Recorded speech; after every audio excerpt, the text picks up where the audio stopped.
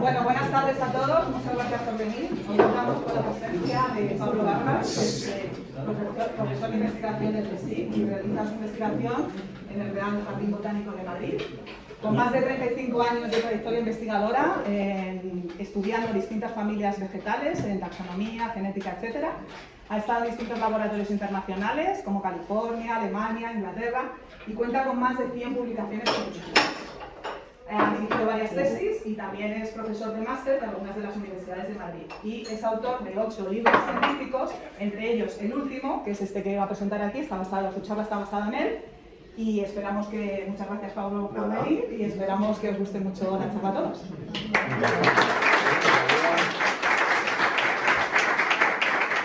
Gracias, la verdad que, bueno, creo que mucha gente interesada, la verdad que es un público estupendo, según veo, y con una cerveza siempre, con una bebida mucho más ameno. El formato que voy a hacer es, pues, como la sala. Vamos a hacerlo ameno, entonces tengo muchas preguntas. ¿Hay 100? No, hay más de 100, aunque el formato es 100 preguntas, es una colección que tiene cualquier cosa en 100 preguntas. Puedes ver pues, desde zoología en 100 preguntas, paleontología, Isabel la Católica en 100 preguntas. Y es una colección, bueno, no voy a hablar de la colección completa.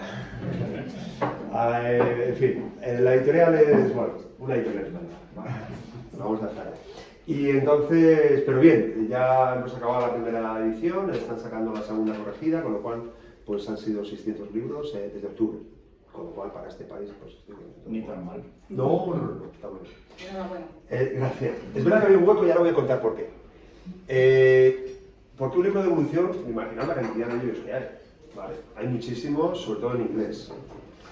Y aquí tengo, pues, unos pocos de este siglo, con títulos importantes de gente, bueno, de algunos os sonará, supongo que la mayor parte no, y los que vienen en recuadros se han traducido al español.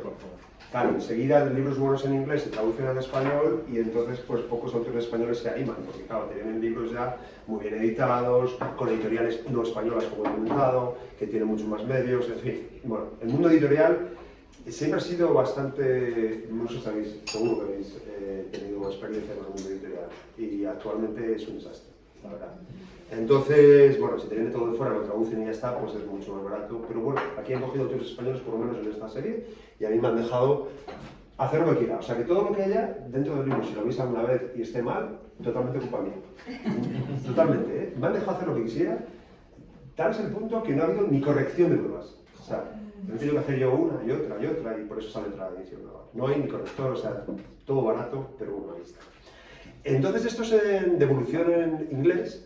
Y hay algunos españoles que se han animado en este siglo a publicar, pues como Fondevila, y tiene un par de ellos, pero son más bien orientados a genética, como este de Fondevila, y los anteriores también están orientados a genética, a paleontología, como veis ahí, y a ecología. Pero pocos tienen un enfoque como el que presento yo ahora, que tampoco quiere competir con ellos, simplemente es un complemento, digamos, porque es un enfoque diferente en muchos aspectos, y sobre todo en mi formación, que es taxonomía y filogenias. ¿Vale? Filogenia es de las genealogías que se forman como los árboles de genealogía, las redes estas que hay de padres, hijos, abuelos, toda esta parte, pues lo mismo, pero de las especies, de las familias, de las clases, de todo, del árbol de la vida, ¿vale? Entonces, entre todo lo que podéis encontrar, este Milton Gallardo, que yo no lo he visto, es gratuito, tiene muy buena pinta, todavía no lo he visto, que lo vi hace poco, se cuelan algunos otros que son de los del diseño inteligente, ¿vale? Por el de evolución, y entonces nos van contando, claro, van contando pues por qué todo lo de la evolución es mentira, ¿vale? Te ponen un título bonito y tal, pero al final te acaban diciendo que porque luego hablamos de esto porque hay una de las diapositivas que he preparado en uno de los capítulos va sobre esto, porque es una cosa que a nosotros no nos afecta, lo vemos como algo anecdótico, pero en Estados Unidos es muy grave, parece ser, según nos contaron y según pongo sí, el diseño inteligente es el creacionismo de toda la vida. Le ponen ese nombre, lo inteligente, pues como digo en el libro, no sé a qué viene, porque no se detecta más que pues, gente que sigue, digamos, sin mucho fundamento y con muy poca ciencia, ¿no? Y nosotros tuvimos la oportunidad en el 2012 hacer un enfoque filogenético con Rafael Tardoya, que es ahora el director del Museo de Ciencias Naturales. Uno de los anteriores directores del Museo de Ciencias Naturales la tenéis aquí, que es Esteban Manrique. que es compañero también y por eso nos ha animado. Así que... Bienvenido. Y entonces, este libro, que es descarga gratuita, si queréis luego me lo pedís y yo os lo doy el link por si no queréis anotarlo, que tiene muchas cosas raras, yo regalo 2 libros. Así que después de esta charla, este no lo puedo regalar, como está vendiéndose, pero los otros que ya no se venden no los regalo. Y este de aquí es la clasificación de todos los seres vivos en una filogenia, en un árbol, el gran árbol de la diversidad, que se ha podido hacer gracias a la genética y a la reconstrucción de todas las ramas que han ocurrido de los seres vivos.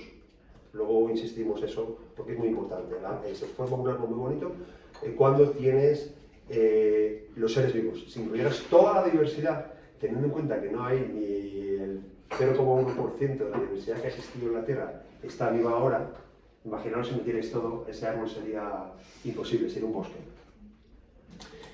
Entonces, este libro, bueno, como ya no tengo abuela, desgraciadamente, diré que es de los pocos libros que vais a ver primero en español y luego traducido al inglés. Una editorial americana no lo tenían, no había en inglés, un libro parecido, y lo publicaron 2 años después en inglés. O sea, es de los pocos libros en ciencia, los que estáis aquí, que estáis muchos libros en ciencia, imaginaros que es muy complicado eso. Y bueno, pues ya está.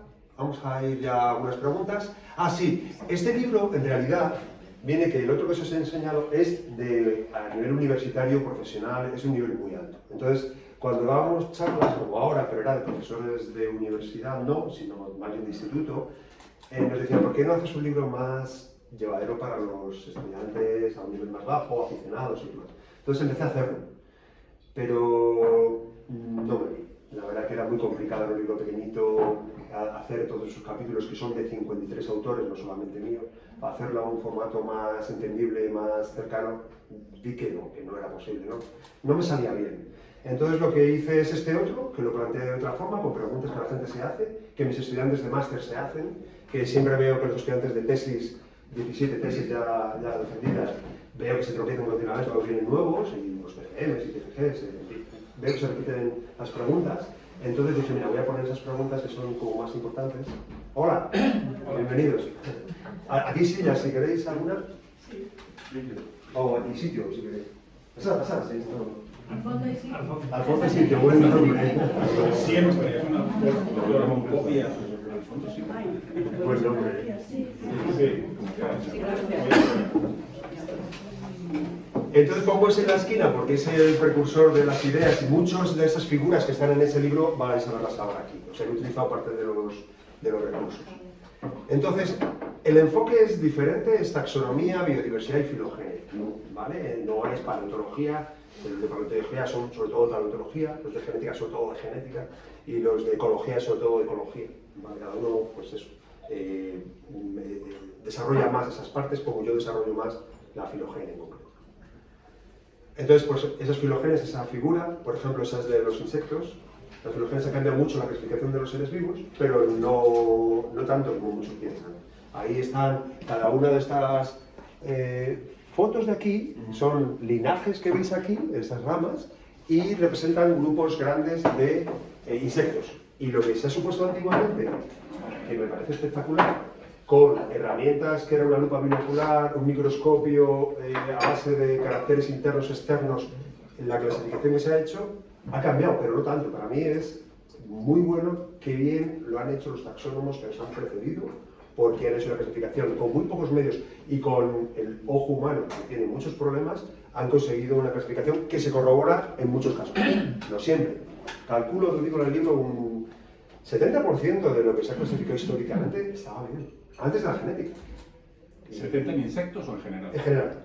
Yo diría en general. A ver, es una percepción mía, no he hecho ninguna estadística, pero vas viendo, por ejemplo, esto. Aquí tienes los lepidópteros, los dípteros, los coleópteros, los himenópteros, los hemípteros, todos esos con genética, con marcadores neutros, que no tienen nada que ver con la morfología, salen esos grupos como grupos evolutivos. Es una palabra que ya hablo con Dani, que me gusta poner, en realidad son grupos monofiléticos que proceden de un tipo antepasado. Y ese es el punto clave porque las clasificaciones han cambiado. Vale, luego hablo un poquito más de ello. Pero bueno, esta sí, pero hay otras que no. Aquí sorpresa. Es una de las preguntas si las abejas y las avispas son diferentes o están relacionadas. Y en realidad las abejas no dejan de ser más que un pequeño linaje de toda lo que es la diversidad de las avispas. Las avispas no solamente está la que nos explica que vemos por aquí, hay muchísimos tipos de avispas. Y un linaje dentro de las avispas evolucionó hacia las abejas, que ya no solo toman néctar, como hacen las avispas también polinizan, ¿no? Que toman también polen y que dan esa miel a las larvas. Esos son las abejas, en realidad. Ese es el cambio evolutivo y entonces luego ha habido muchas especies y entonces pues ya no puedes enfrentar avispas por un lado y abejas por otro como si fueran dos cosas enfrentables. No, es que las abejas son un linaje de avispas. Eso es lo que nos están diciendo las filogenes. Y no solo las abejas, sino también las hormigas. Las hormigas no dejan de ser unas avispas que han evolucionado a otro sistema diferente. De hecho, hay avispas no aladas que parecen hormigas gordas. Ah, sí, hay unas... Sí, yo he visto muy pocas veces. Sí, es muy raro. A mí yo salí con un naturalista y se puso a hacer la foto. ¿Qué te pasa? Era una avispa sin alas. Yo lo he visto 2 veces. ¿Qué me cuentas? Sí. Y hay muchas avispas, bueno, ya también pondré algún ejemplo más. Pero no solamente en insectos. Si tenéis aquí aves, que son más conocidas para todos, todo el mundo hablaba de las rapaces, ¿verdad? Las rapaces todo el mundo sabe lo que es una rapaz, más o menos. Pues las rapaces no son un grupo evolutivo. ¿Por qué? Porque ha habido una convergencia. El problema de los grupos evolutivos es que no ha funcionado porque el ser humano piensa que es por los caracteres morfológicos son de un tipo, pero hay convergencias evolutivas. Entonces los halcones, los cernícalos, han convergido porque tienen el mismo tipo de presa en tener un pico curvo y unas garras muy potentes. Pero no tienen nada que ver con las águilas. Son un grupo diferente. Entonces puedes decir rapaces, pero no desde el punto de vista evolutivo, porque no son un grupo evolutivo.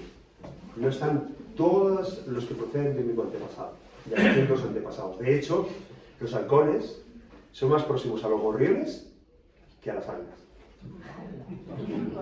A los gorriones y a los loros, por ejemplo. Y luego miras un loro y dices, oye, pues el pico se parece un poco a la águila. Ah, pero no come carne, claro. Vale, o sea, es eso de las cosas que los ornitólogos muchos todavía, bueno, sí, lo que saben, son profesores de eso sí saben, pero los que van a ver pájaros hablan de rapaces, que no les hace falta para distinguirlas, pero que se sepa esa idea es importante. Y otro ejemplo muy bueno en vertebrados es los peces.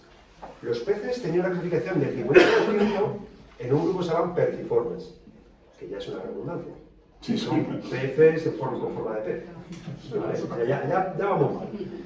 Y entonces, claro. Entonces ahí metían un cajón de que metían más del 50% de las especies. ¿Vale? Pero cuando se ha hecho la filogenia se ha visto que muchos de los perciformes, entre comillas, que se consideraban antes, aparecen relacionados con muchos peces y se ha desintegrado aquello en como 20 grupos diferentes que no tienen nada que ver con el grupo perciformes, con lo cual el grupo perciformes no es un grupo evolutivo. ¿Entendéis un poco lo del grupo evolutivo? Estos dos tienen que venir. Entonces, el tema es que la convergencia ha despistado muchísimo a los taxónomos. Y la convergencia es muy frecuente en evolución. Podéis interrumpirlo más. ¿Perdona? Que podéis interrumpirlo. Si tenéis... No te voy a decir que pestiforme que para moverte de forma eficiente en el agua, si no tienes forma de pez, vas un poquito para allá. Pero no me extraña que... Claro, entonces puede ser en este aspecto, puede ser un pez plano, sí, pero luego vuelves otra vez.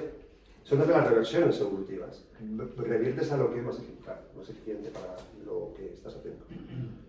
Sí. ¿Podrías definir taxonomía? Sí, la taxonomía es la ciencia que clasifica los seres vivos. Pero en este libro también pongo otra palabra que muchos profesionales no conocen la diferencia, que es sistemática. Y eso se lo dedico a mis estudiantes porque les vuelve locos y creo que, bueno, he hecho un ensayo para explicarle las diferencias. Pero eso ya es muy profundo, quizá con taxonomía nos quedamos, si te parece. La unión entre taxonomía y filogenia es muy cercana, porque tienes sí. de quién vengo y tal, y la otra es una clasificación. Perfecta la pregunta, entonces ya sí que voy a decir lo que es sistemática. Has abierto brecha. Sí. A ver, taxonomía, tú puedes clasificar los seres vivos con caracteres que tú quieras. Que tú puedas. Entonces, tú puedes decir, bueno, pues como hizo Linneo. Linneo lo clasificó según sus características morfológicas, hizo una buena clasificación y era taxonomía, pero no había nada de evolución. Cuando pones filogenia ya estás implicando evolución, porque evolución solo se puede reconstruir de dos formas, con fósiles y con filogenias de estas. ¿vale? A largo plazo. Solo se puede reconstruir de esas dos formas. Yo con filogenias puedo ir hasta el origen de la vida y con fósiles también. Lo que pasa es que los fósiles son muy escasos, el registro fósil está muy fragmentado y es muy asimétrico. Los que tienen organismos duros, como las conchas o los huesos, fosilizan bien, y los que tienen organismos blandos, como bacterias, como muchos tipos de gusanos, pues fosilizan fatal. Entonces, la filogenia permite solo lo vivo, eso es verdad, pero que tú puedas reconstruir todo. Entonces, si metes la incorporación evolutiva a esa clasificación que tú has hecho, entonces ya sí es lo que llamaríamos sistemática. Claro. Y la palabra biodiversidad la has metido para apuntalar la gran característica que es abundantísima, ¿no? Sí, es que yo me inicié en diversidad de plantas. Empecé clasificando plantas, tenemos varios libros que vais a ver ahora, de la flora de aquí, de la sierra y demás. Entonces yo sé de diversidad de plantas sobre todo, de animales mucho menos, claro. Y entonces, esa es mi formación, por eso lo pongo, que tengo esa perspectiva, queriendo barrer toda la diversidad. Esto, en los otros libros vas a ver, lo voy a hablar más adelante, vais a ver ejemplos de libro de texto. Y yo los ejemplos de libro de texto los detesto. Y es un juego de palabras, pero es cierto, porque ¿qué ocurre? Que tú lo que estás haciendo es copiar el mismo ejemplo en un libro y en otro y en otro. Y es más, si no está en el libro nuevo, ya dicen, uy, a este se le ha escapado el super ejemplo. Y es que los ejemplos del libro de texto no son tan... Bueno, son del libro de texto, pero no son tan buenos como se dice. Y yo soy aquí un poco... A ver, no voy a seguir... Este libro que he intentado que fuera un poquito alternativo. Porque te lo dan todo empaquetado y eso vende mucho mejor. Si yo os voy vendiendo ideas todas cerradas y todo es perfecto, te llevas a casa con un mensaje mucho más claro. Pero igual no es cierto. Y esto pasa por el libro de texto. Entonces, bueno, me estoy adelantando todo lo que voy a decir, pero vale. Yo este libro lo he hecho con solo publicaciones, pero no libros de texto. Ni españolas ni de fuera. Solo leyendo papers de distintas disciplinas. Me pego una panzada de leer brutal durante 2 años. Muchísimo. Muchas disciplinas que sobre todo economía. Vale. Y yo, bueno, doy un producto, muchas veces una frase de una publicación, muchas veces nada, después de leer un artículo entero que te ha llevado 2 horas. Y eso, bueno, pues lo hago sobre todo en disciplinas que no sé mucho, como evolución humana, que ahora os pondré ejemplos, pero no sé tanto. Hablas de regresión epistiformes, me encanta mencionar siempre el caso de los mamíferos marinos, que se navegaron del agua, se dieron un paseo, dijeron, aquí nos está bien, y volvieron a tomar la forma del delfín y de la ballena. Es alucinante, ¿no? También viene en el libro, me parece muy buena pregunta. Creo que no viene en la charla, pero viene en el libro. Porque la idea que hay, se ha quedado así la situación ahora, es el retorno al mar a partir de animales parecidos a los hipopótamos o directamente del linaje de los hipopótamos. Pero hace, por ejemplo, 60 millones de años. Entonces, claro, ya no se parecen a hipopótamos ni nada parecido. Pero sí que los fósiles más antiguos que estaban en Pakistán, se encontraron en Pakistán, sí que tienen aspecto de hipopótamo y no distinguen bien si es, bueno, caracteres intermedios, ¿no? Entre hipopótamos y lo que ya son los primeros, a ver, la ballena grande que vemos es muy diferente, se parecería más los primeros cetáceos a los delfines, no a la ballena, a rorcual o la ballena azul, esos son más desviantes de ese patrón inicial, digamos. Venga. Pablo, la sistemática no es históricamente, se sabía históricamente antes que el desarrollo de la biología molecular dedicada a... Sí. Sí, vamos a ver, sistemática lo dijo Linneo, porque era el sistema natural según la creación que ellos interpretaban de Dios. Y viene de ahí la palabra sistemática. Taxonomía aparece mucho más tarde, de Cantor, en el siglo XIX. Pero lo que sí, en principio la taxonomía, si lo metemos ahí, es que yo hice la tesis en taxonomía, entonces si queréis hablamos del tema. De Cantor lo que propuso fueron los métodos, cómo abordar el tema de la taxonomía. Y entonces, luego, vale, iba separado, luego vinieron y quisieron sinonimizarlas. O sea, el tema de taxonomía sistemática está tan enmarrollado porque muchas veces se quiere unir y se ha vuelto a separar, y se quiere volver a unir y se vuelve a separar. Y ahora le llaman taxonomía integrativa que incluye la evolución. En fin, doy mi perspectiva para llevar su mensaje un poquito más claro, porque no vais a encontrar en ningún sitio una definición clara, y como es problemático, el tema es que tú vas a buscar en un libro o en Wikipedia y te lo quieren dar resuelto, y no está resuelto. Entonces yo lo pongo así, no está resuelto, os doy mi perspectiva, yo lo mantendría separado, porque puedes hacer taxonomía siendo creacionista, como fue Linneo. Estos señores deben ser inteligentes, pueden ser personas, claro que sí. Igual hacen buen trabajo, hacen una parte, no van a reconstruir. Y los sistemáticos sí que tienen que incluir la evolución y que tiene que expresarse en la clasificación. Los dos buscan clasificación, pero uno con una perspectiva, otro con otra, intentan sinonimizarlo para que solo haya una disciplina y nunca se consigue. Entonces yo lo mantendría separado.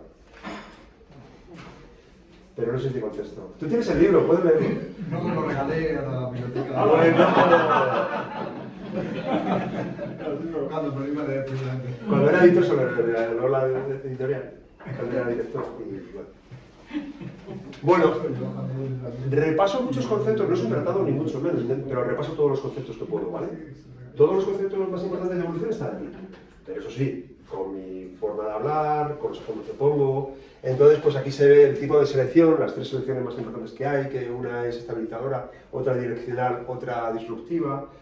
La fórmula del equilibrio de Hardy-Weinberg, que siempre se pone cuando estudias genética de poblaciones y nunca se cumple, pero sirve como base para a partir de ahí ir cambiando parámetros y que pueda funcionar, pero sirve muy bien como base, pero nunca se cumple la ley del equilibrio de Hardy-Weinberg. Hablo mucho de mimetismos, que son fascinantes, la verdad. Es una foto mía de un dragoncillo, un rabo de gata, y aquí es la arañita, cómo se mimetizan también, porque por aquí entran las abejas. Entonces se está esperando. Y yo he visto cómo las cazan. Y entonces se mimetiza el color y bueno, intenta... Y estilos y de todo. Sí. Y estas son las jaras de flor blanca, como la que tenéis por aquí, que es la primera radiación adaptativa que se ha descrito en el Mediterráneo, que se hizo por nosotros. Una cosa que nos van a acusar es de chauvinismo, pero me da igual. Porque los libros otros que vais a ver vienen ejemplos de sitios donde no habéis estado nunca en organismos que nunca habéis visto. Y esto es lo que hago un esfuerzo, no solamente en lo que hemos hecho nosotros, sino también en paleontología. Decir lo más interesante que hemos ido descubriendo aquí, que tampoco está mal, ¿eh? ¿Qué estabas diciendo entonces? ¿Que la variedad blanca es mediterránea? O sea, estas son mediterráneas todas, las rosas también, y luego hay otro linaje de jaras de color rosa. Es raro que el color defina dos grupos diferentes evolutivos, es muy raro, pero en jaras ocurre. La hoja es especial, no es igual la hoja. Las hojas van cambiando mucho, y la flor no tanto. Bueno, la flor también cambia, porque tiene también distintos, si os fijáis, como es el estigma, y luego los frutos pueden tener 3 valvas, 4 o 5 o 12. Pueden cambiar las por la luz, has dicho, ¿no? Por el sol. No, lo he dicho, No. lo he inventado. A ver, es un grupo que tiene solamente entre 1 y 2 millones de años y ha evolucionado muy rápidamente, se ha adaptado muy bien al clima mediterráneo y ha generado muchas especies un poco similares. Eso sería una radiación. Y es adaptativa cuando el factor más importante que ha hecho que se desarrollaran tantas especies es la ecología. Y eso es una adaptación adaptativa. Bueno, es un concepto bastante importante, que los estudiantes nunca lo entienden bien y la gente, los biólogos suelen decir, cuando dice radiación, dicen adaptativa. No, al decir adaptativa son palabras mayores y muy pocas veces se puede documentar bien, ¿vale? También hago hincapié en eso, que no lo hagan porque mis estudiantes siempre están radiación adaptativa. Perdona, cuando dices ecológico, desde el punto de vista ecologista es porque nos Ecológico. Ecológico, porque nos han gustado y las plantamos mal, las jaras o las... No, ecológico, no, o sea, no, la selección natural ha sido predominantemente ecológica, ¿vale? Es decir, que ha habido mucha presión por las condiciones climáticas. Normalmente hay dos formas de evolucionar. Una que es la ecológica que estamos hablando, por las presiones que hay de clima, sobre todo suelos. En España tenemos calizas y sílice, eso es muy importante. En plantas es muy, muy importante. Se divide España como en dos partes. Y hay muchas plantas que o son de un sitio o de otro. Otras muchas pueden estar en ambos, ¿no? Como la encina puede estar en ambos. Y lo más importante en evolución es la geografía. Y no solamente en plantas, sino en cualquier organismo. La geografía es predominante, ¿vale? Como factor importante de aislamiento y de especiación. ¿Y qué pasa? Que ahora no creo que haya aquí ninguno.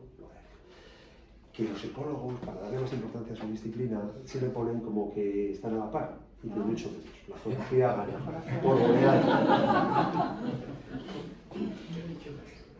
Vale, y se muestran muchos ejemplos, pero no cerrados, no el libro de texto. Entonces digo el ejemplo, que es estupendo, pero digo, pero tiene este problema que todavía no se ha documentado. Entonces un ejemplo, que si no lo ves en un libro, dicen es un mal libro, son los Pinzones de la luz. radiación adaptativa en los pinzones del árbol. Vale, primero, bueno, yo es que he trabajado 10 años en Galápagos, sigo trabajando y ya conozco muy bien Galápagos y conozco los pinceles. de Galápagos, no de Darwin. Darwin no tenía ni idea de pinzones. No solamente eso, sino que dio la colección cuando pasó por ahí, se la dio a Gould, se la dio toda mezclada, mal etiquetada, un desastre. Pero claro, no es que eso no se puede decir, lo digo aquí. Bueno, en el libro no lo digo. Y los que me conocen también saben que soy pesado con esto. Y no me importa, porque es que es un error, como de esos históricos, que hay que poner los pinzones, la radiación adaptativa de los pinzones de Darwin. Primero, pinzones de Galápagos, así dices de dónde son. De Darwin, pues no saben dónde es, pero a lo mejor puede ser hasta la ciudad de Darwin, que está en Australia. Y Darwin ya tiene suficiente reconocimiento y es un hombre espectacular. Pero como tú te has leído el libro, sabrás que lo critico bastante. Pero también muy bien. Muy bien. Vale. Eso Entonces, gusta. Tampoco estuvo tanto tiempo en Galápagos. no voy a hablar, 3 años no se han Pasó enterado. a toda leche. A toda leche no se entera de nada. Pero no es eso, eso me pasaría a mí con 23 años que los que tenía, 24, cuando estaba en Galápagos. El tema es que una cosa que es muy rara de Darwin, que era muy meticuloso, es que diera la colección toda trabucada. Eso es muy raro, pero nadie lo dice. Se le caía la caja, ¿verdad? Pero por lo menos no le digas Darwin, ya que no tenía ni idea. Dejadlo con Galápagos. Y luego radiación adaptativa también es falso, porque no se ha documentado lo de radiación adaptativa. Lo de radiación todavía, lo de adaptativa no. Y bueno, yo cada vez que, porque sigo trabajando con mucha gente de Galápagos, se me pone pinzones de Darwin, digo, no, pinzones de Darwin no. Siempre estoy detrás y ya soy el pesado del tiempo. Pero Nosserand sí que en su libro sí que lo relaciona mucho con la adaptación al alimento, ¿no? Sí, hay algunas especies claramente, por ejemplo, la especie del cactus, una geospiza que sí que está adaptada al cactus, es una opuntia, como las chumeras, pero hay nativas de forma de árbol en Galápagos. Hay algunas que está claro que sí que hay una relación directa, pero que toda esa adaptación toda esa radiación, son muchas especies en poco tiempo, radiaciones, muchas especies en poco tiempo, tanto de aljaras como de los pinzones. ¿Y qué es poco tiempo o mucho tiempo? Bueno, podemos evaluarlo de distintas formas. 20 minutos. Oye, para no hacer... Oye lo que llevo. Bueno, este es un mural que hice allí en Galápagos, parece que me han hecho el dibujo. Es un mural, lo tenían pintado en la pared, pero estaba recién hecho. Y le ponen con los pinzones y con la estructura. No investigó con ninguno de los dos. Él investigó un poquito con cubes y poco. ¿Vale? Y estas son las dos especies más comunes, Geospiza fuliginosa y este es Fortis, como el pico es muy fuerte. Pero ahí están muy... Bueno, no voy a hablar de los pinzones de eso porque puedo tirarme todo. De verdad. Bueno, si queréis otro día os cuento más cosas de los pinzones. Están muy bien, son muy chulos y no hay forma de distinguirlos cuando llegas, ¿eh? Cuesta mucho. Son especies complicadas. De hecho, el concepto de especie en pinzones funciona mal, por eso funciona mal la radiación. Claro, tú has visto los diagramas de Darwin, que pinta como 12 y se ven, vamos, no. Ahí Claro. se distingue muy bien. Y Y luego el otro día exagerado. presenté esto en Valencia, lo conté en la Casa de la Ciencia de CSIC en Valencia, justo el día que era el nacimiento de Darwin. Y pasa a Británica y le ponen siempre a él con los pinzones. Y pues, bueno, estas son esas cosas que hay. Bueno, como tantas cosas en historia. Y vosotros lo habréis visto, que no cuela. Hay cosas en historia que van juntas y dices, ¿por qué? ¿Sabes? Pero bueno, pues ya sabes. Pero si hay que elegir 5 científicos está Darwin, ¿no? No, es espectacular. No, o sea, brutal. No, yo solo, lo que quiero decir es que es un ser humano. Entonces tenía muchos éxitos, más que cualquiera, pero tenía sus errores. Entonces ahora ocultar los errores me parece que no es hacer las cosas bien. Vale. Voy a quedar aquí como una antidarwinista. No paso a eso. No, intento poner un poco de equilibrio, porque quien piense que... Es que yo he oído de un genetista, ya que es una camiseta tú ahí de genética, de Almería, digo, es que Darwin cometió muchos errores, y dice, ¿ah, sí? Se creía los guisantes de Méndez. Bueno, eso se comió el artículo. El artículo lo tenía en su biblioteca y no lo leyó. No me extraña, no sé si tú lo has visto. No. Yo sí lo he visto. ¿Es Las mentira? matemáticas de la... Hacía- No, pero que él lo vio y no lo utilizó. Ah, Él de la genética no tenía ni idea, es de los errores más graves que tiene. Él creía en la pangénesis del embrión. Vale, pero él y Lamarck y otros. Oye, de historia de la ciencia también me gusta, otro día, otro rato, ¿vale? Yo no avanzo. Vale. Vale, y búsqueda en revistas, pues mediante Google y no consultas a ninguna divulgación. ¡Tachán! Nada más acabar el libro. Ya está aquí. Nada más acabar el libro, mi hermana me dice, oye, ¿has utilizado ChatGPT? Que yo lo acabé, lo entregué en septiembre. Y digo, ¿qué es eso? Ya nadie dice qué es eso, pero en septiembre del año pasado la gente decía qué es eso. Y digo, ¿qué es eso? Y dice, pues mira que tú le das tal, lo buscas, te lo da y tal, el texto. Y digo, leche. Y yo mirando papers, leyendo, releyendo, cogiendo la frase, borrándola. O sea, le echaba horas más que un reloj. Y lo podía haber ahorrado a base de esto. Claro, no hubiera sido un libro tan personal como el que he hecho. Pero me hubiera servido como herramienta para ver si me he dejado cosas. Yo no sé si he leído suficiente para poner lo que pongo. Y con ChatGPT sí, sobre todo cuando me meto en disciplinas que no son exactamente la mía. O sea, es una herramienta buenísima. ChatGPT te hubiera dado muchos ejemplos de libro de texto, ¿eh?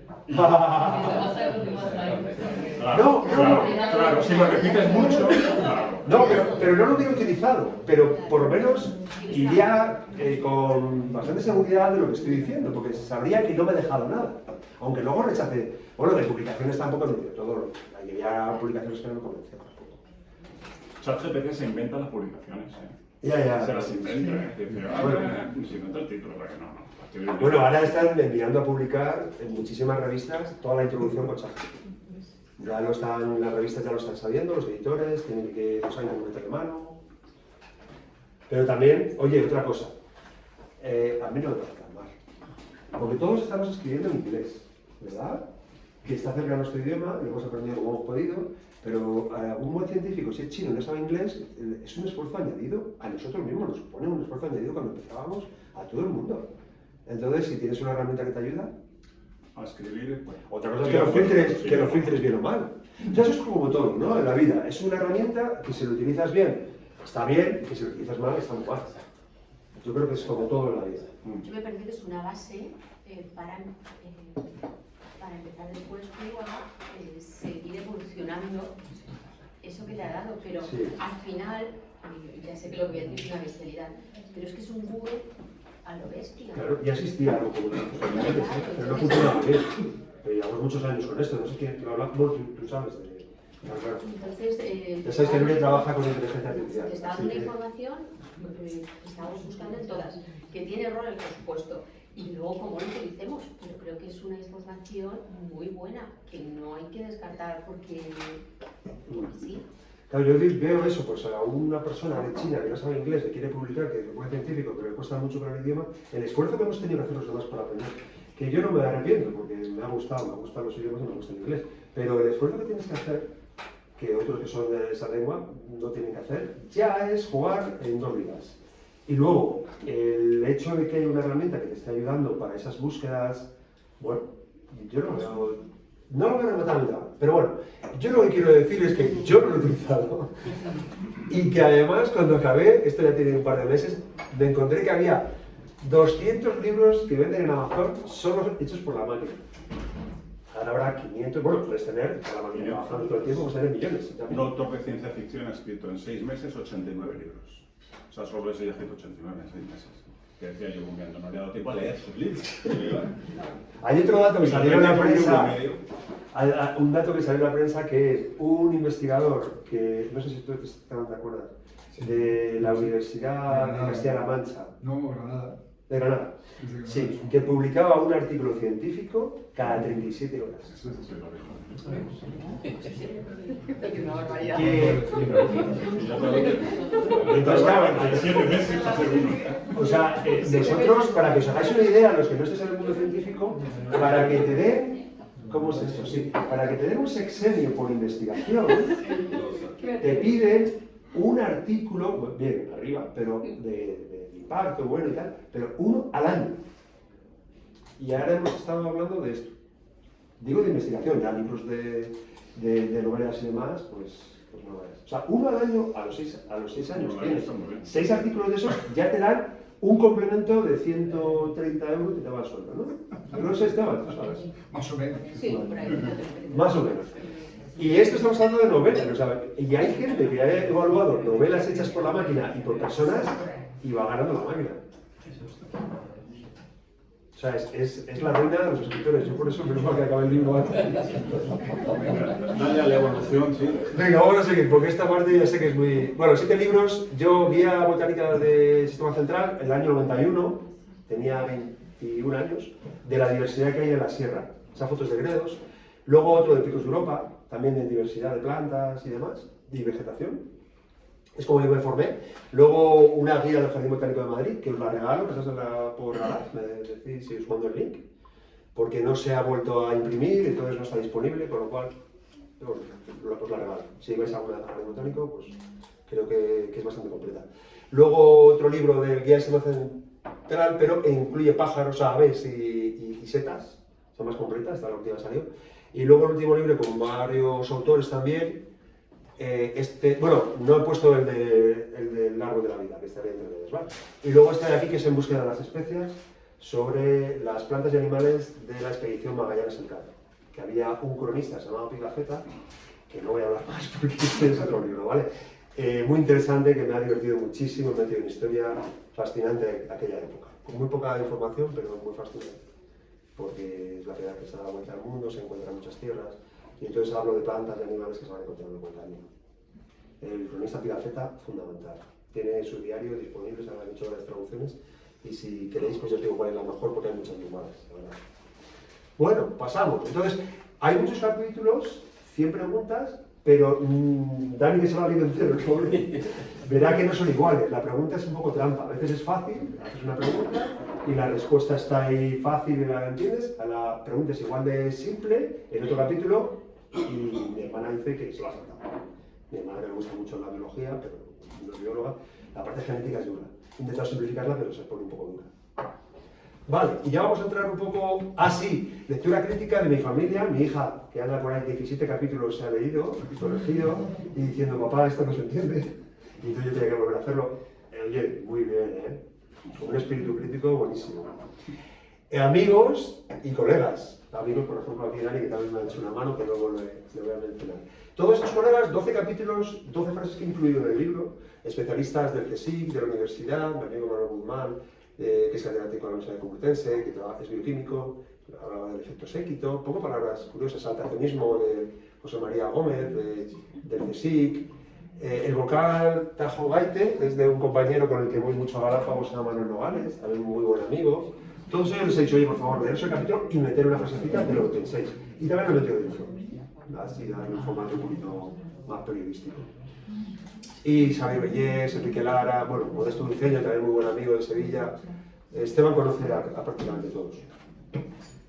Y más, Rafael Tardoya, Mario, que es el estudiante que más tiempo ha estado conmigo, Rubén Heleno, de Portugal, con el que también voy mucho a Galápagos, de redes psicológicas, Sergio, que está aquí ahora en el jardín, sobre líquenes, ¿vale?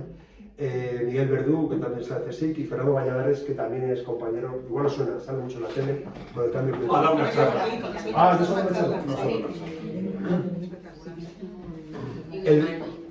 Sí. ¿Manuel Guzmán nos ha dado charla? No. Es que estamos en primer nivel aquí. Vale. ¿Cuándo lo vio? Antes de la pandemia. Vale. Somos pequeñitos, pero hay una gente aquí, yo lo firmo. Y luego he conseguido que el presidente de la Sociedad Española de Biología Evolutiva me haga el prólogo, que es también un compañero con el que hicimos la secuenciación completa del olivo y hemos trabajado mucho con el olivo, que es otra parte en la que he trabajado mucho, olivo y acebuche y todas las especies próximas. Vale, ya paso de rollos, solo deciros que pongo ahí el por 10, por 8, por las distintas secciones, cuántos capítulos. Entonces se ve claramente el desequilibrio. Cuando llegamos a biodiversidad y clasificación evolutiva, pues que son 27 capítulos. O sea, claramente es de lo que más yo hago, pues como han hecho otros autores, amplío esa parte que es la que más controlo. Y creo que da resultados más interesantes. Y aquí están las 10 partes, y futuro de evolución sería la última. Vale, pues ahora vamos a pasar a las preguntas. ¿Cuántos sabes de evoluciones como empieza el libro? Ya nos hago las preguntas a vosotros. ¿Es la evolución una teoría o un hecho? El primero. La teoría está basada en hechos. La teoría es el culmen del edificio científico. Está basada en una serie de observaciones de la realidad, unas hipótesis verificadas. Por tanto, no se puede decir que sea estrictamente la palabra hecho, pero la teoría es la cima del edificio científico. Claro, no hay nada más probado que la evolución. Es el cuerpo doctrinal. Una teoría es un cuerpo doctrinal donde se generan hipótesis. Y tenemos la teoría de la gravitación universal, tenemos la teoría de la relatividad, ¿verdad? Entonces, la gente cuando lo hace de forma coloquial dice, en teoría no sé qué. Esa teoría en teoría no tiene nada que ver con la teoría científica.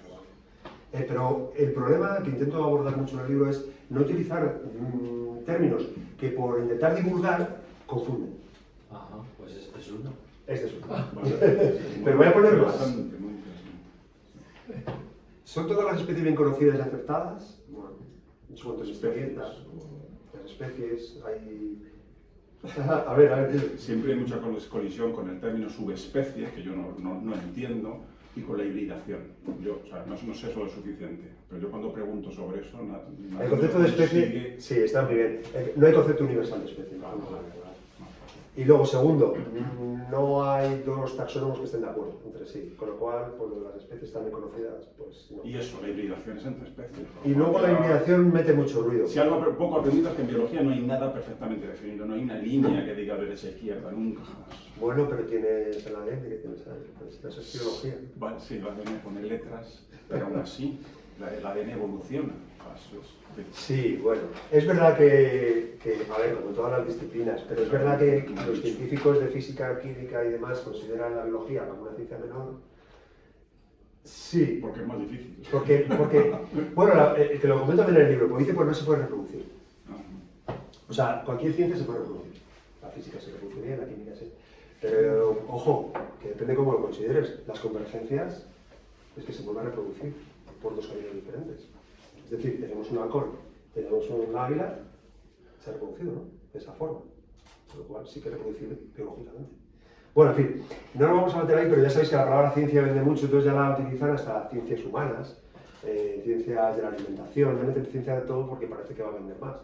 Pero no nos vamos a meter tampoco en la palabra ciencia y qué límites tiene, pero es verdad que no es una ciencia exacta, eso no es la biología. Sí. ¿Puedes explicar un poquito más cómo ha cambiado el concepto de especie? Porque yo creo que es la base de gran parte de la clasificación y de todo eso, ¿no? Es decir, al principio parecía que estaba muy claro, luego parecía la hibridación. A ver, dices, hoy en día, ¿qué se considera una especie? A ver, el concepto más interesante, más atractivo es el concepto biológico de especie. ¿Vale? Entonces es un grupo de organismos que solo se reproducen entre sí y con ningún otro más. Si eso funcionara al 100%, no hubiera hibridación, pues todo estaría bien cerradito, ¿no? Pero la hibridación es constante, sobre todo en plantas. Hay algunos organismos que hibridan mal, los vertebrados hibridan muy mal, ¿vale? Pero los mamíferos hibridan mal en general. Pero plantas hibridan muy bien, se hibrida todo. El tema es que luego viene la selección natural y elige esos fenotipos que puedan ser más o menos interesantes. Es una forma rápida de conseguir mucha diversidad genética.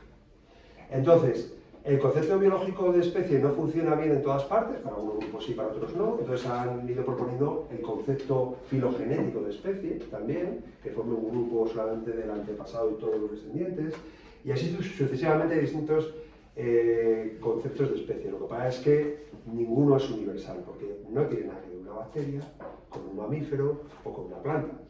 Entonces, cada una, pues lo que es la vida intenta diversificar y cada uno se busca, pues como hemos dicho, ¿no? Se busca la vida.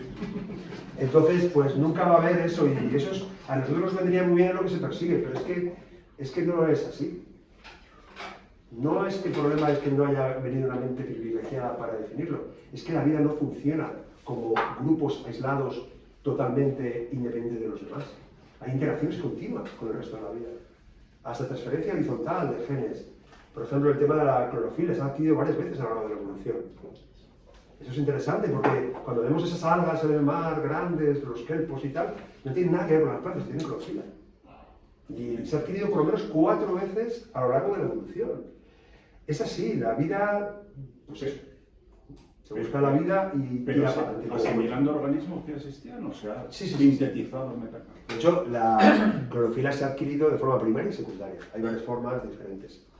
Primaria sería lo que son el linaje de las plantas, pero si se ha la teoría de la endosimbiosis, que es que se incorpora efectivamente una alga microscópica unicelular normalmente, si lo hace directamente, entonces sería primario si es una de ese tipo, pero si lo que engulles y después de mucho tiempo pues se mantiene la célula. Lo que engulles directamente una eucariota, una alga eucariota, no una cianobacteria, por ejemplo, es una eucariota, entonces ya sería secundaria, porque el eucariota antes ha engullido a ese alga tipo cianobacteria. Es un poco la idea. Pero vamos, la mitocondria no, son los dos órganos que hay en las plantas y nosotros tenemos mitocondria. La mitocondria solo hubo un proceso de endosimbiosis, pero el plasto varios. Y eso ha equivocado muchísimo a los que han clasificado que todo lo que tenía clorofila era planta. Yo estudiaba hasta cianobacterias dentro de botánica y eran bacterias, lo dice el nombre, pero como que tenían clorofila, una clorofila diferente. Entonces eso ha despistado muchísimo a los botánicos. Ahora ya todo ha cambiado mucho, en ese sentido.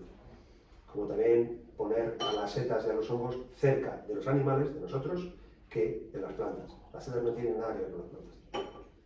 Y eso también lo estudiamos en botánica, porque históricamente pues, estudiamos. Bueno, que no avanzo. Oye, bien. No te he contestado la pregunta, ¿verdad? Sí, sí, sí. O sea, te he contestado que no. Lo siento. Entonces, ¿qué pasa? Ahora... Es que me acordaba del asunto de los neandertales. Ese viene ahora. Vale, pues me callo. Lo que sí que te voy a decir, y yo creo que es así como se debe proceder para ser práctico, es que el concepto que utilices lo hagas dentro del grupo que trabajas. Es decir, dentro de una familia, pues más o menos mantienes tu concepto de especie y lo tienes que mantener a lo largo de los distintos géneros de una familia. Eso es lo lógico de un trabajador. Lo que no tiene sentido es que uno que trabaja con bacterias tenga el mismo criterio con toda la idiosincrasia que tienen las bacterias y que uno que trabaja con plantas. Eso está muy lejos. Vale, entonces tenemos más preguntas. ¿Descienden los seres humanos de los monos? Oye, no te rías, oye, vete a la calle, que la gente piensa que sí o que no. Define mono. Vale, entonces, digo, según en esta formulación tergiversada que se mantiene desde la época de Darwin, cuando querían ridiculizar sus ideas. Claro. Entonces le querían ridiculizar y decían lo del mono, entonces hablan de mono. Pero es que además hay un problema. Que si se habla de un antepasado directamente con el mono, pues no, porque primero es un antepasado directamente con los demás homos, las demás especies del género homo, luego los demás especies y géneros de los homininos, luego de los homínidos, o sea, primates. Entonces, ¿qué es mono? Entonces aquí también hago hincapié en que la palabra mono no se debe utilizar, porque no dice nada. El otro día un tuit, además de muy buen tuit, pero le dije, estás hablando de monos y monos no es definir nada. Entonces en mi libro ya pongo, para que vean lo ridículo que es, pues es como poner el mono de Dora la exploradora o mono de los que son más talluditos, el de Marco. Y ese es el mono que quieres poner, vale. Pero a medio. A medio, mira. De mi quinta se nota. Bueno, pues... En el Museo de Ciencias Naturales hay un corte de estratos donde hay una... ¿Es ahí, no? ¿Es el Museo de Ciencias Naturales? No sé, ahí está el antiguo Donde hay una botella de anís al mono. Pues sí, Estoy confundido. que se hizo para ridiculizar, pero yo tengo entendido que fue un homenaje de la empresa catalana a Darwin, apoyando a Darwin. Pero sí, por eso le ponen un mono, ¿no? Sí, no. Mira qué guapo es. La etiqueta es un homenaje, pero en Inglaterra se utilizó para ridiculizarlo. No, pero poniendo un mono, o sea, que se parece a Darwin. Y esto es un... Mira, lo que pongo... ¿Tú has leído esta parte? Bueno, lo voy a leer aquí. Esta es una etiqueta de una empresa de Badalona de anís el mono. ¿Vale? Era Monroy. Y es el siglo XIX, cuando Darwin estaba vivo. Entonces, lo que yo he puesto aquí, que igual está mal, pero puedo corregir, yo no tengo problema de corregir en las siguientes ediciones, digo, después de publicar el Descent of Man, que es ¿cómo está? El libro de Darwin, que es el de... No, el origen de la especie es uno, y luego publicó uno sobre el hombre. Y es... el origen del hombre, eso es. Pero pone el Descent, pero con... Claro, nosotros no tenemos la misma palabra. Vale. En el 1871, después del origen de las especies, que fue en 1859, aparecieron muchas sátiras tergiversando las palabras e ideas de Darwin, que es esto, así de dibujar. También se le fue un poquito la pinza en ese libro, ¿no? Sí. En ese libro Sí. Que ahí viene lo del racismo y el machismo. El machismo. Joder, tú lees un montón también. Lo vas a... Bueno, voy a acabar aquí. Y no solo en el mundo anglosajón, y ahora está esta licencia que me tomo.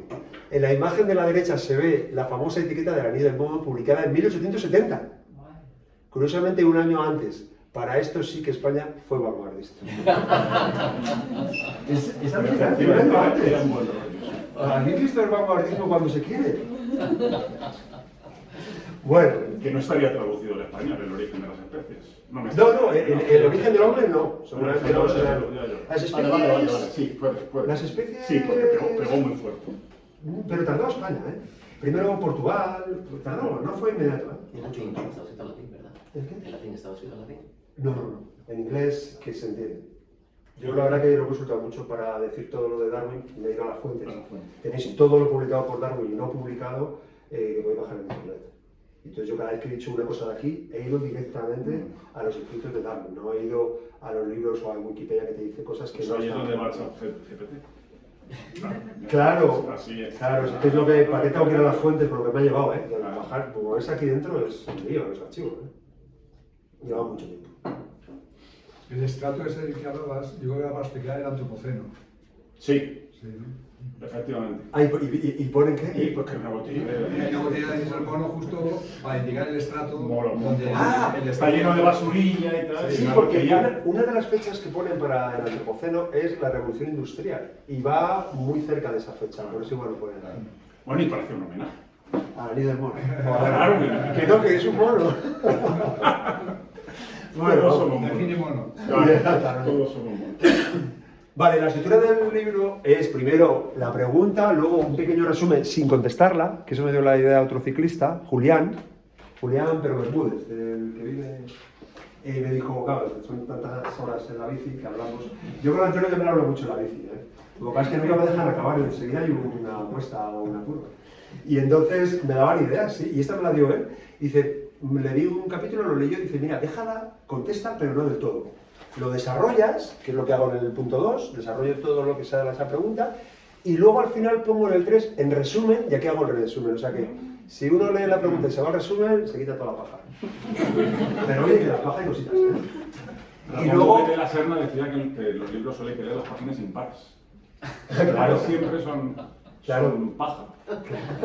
Y lo decía en un libro en el que esto parecía una página impar, el cabrón. El editor lo había hecho bien, es sorprendente. Ahora lo va a hacer ChatGPT.